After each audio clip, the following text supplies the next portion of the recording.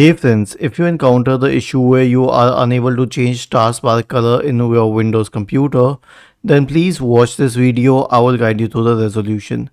Right click on the start button and select settings from the menu. Go to the system tab on the list on the left hand side. Select display. Okay, go to personalization now. Select colors.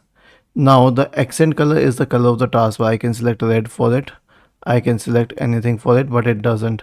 That is because transparency effects are on. First of all, I need to disable these.